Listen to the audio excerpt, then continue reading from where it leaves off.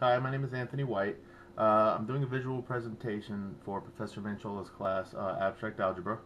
Um, my problem for the presentation comes from the Contemporary Abstract Algebra book written by Joseph Gallian. Um, the problem I've selected comes from Chapter 3. It's on page 65 of the textbook. It states, it's number 4, and states, prove that in any group an element and its inverse have the same order. To use this, we need to know what the order of an element is. The order of an element, G, in group G is the smallest positive integer n such that G to the n equals the identity, and that's going to come up in the proof here. So we're going to need a proof, an element, its inverse, and the order of those two, and the order of those is going to have to be the same thing.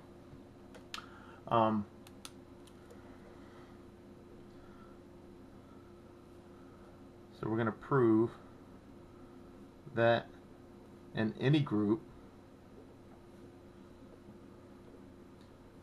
an element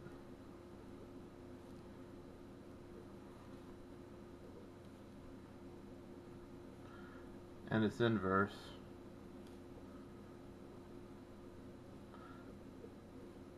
have the same order.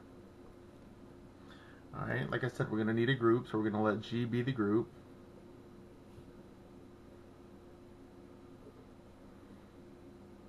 And we're going to need elements in that, so we're going to take A and the inverse of A, and those are going to be in group G.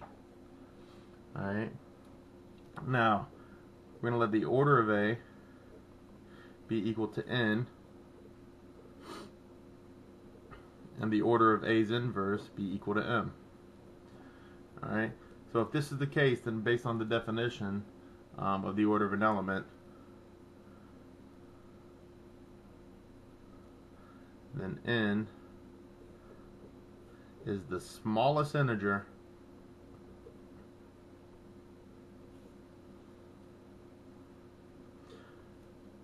such that a to the n is equal to the identity. And then for m, obviously,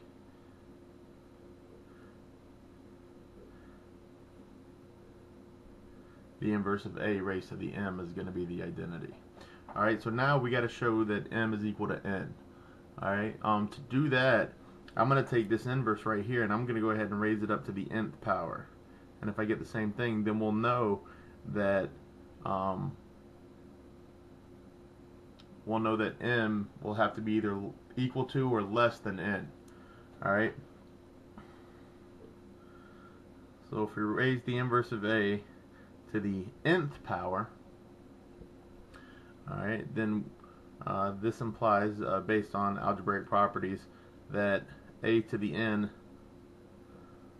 can be raised then to its inverse, to the -1.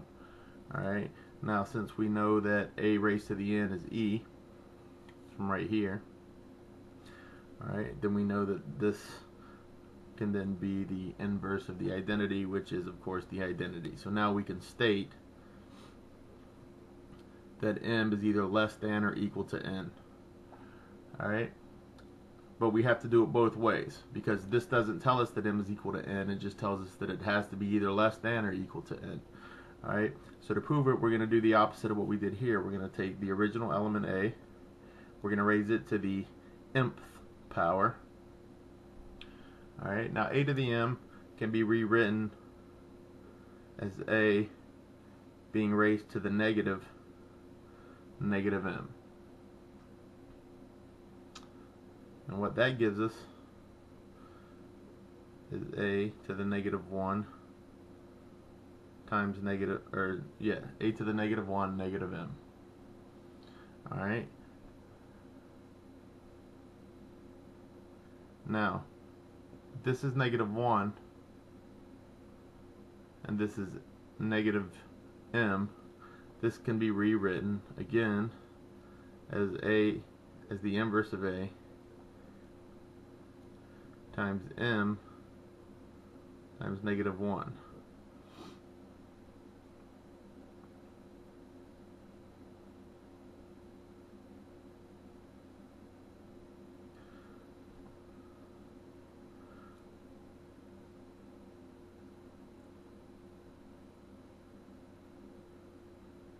we have right here that a to the negative 1 raised to the nth is e. Alright, so this is equivalent to the identity, or the inverse of the identity. Alright, and the inverse of identity is again equal to the identity. Alright, so this proves then that n is less than or equal to m.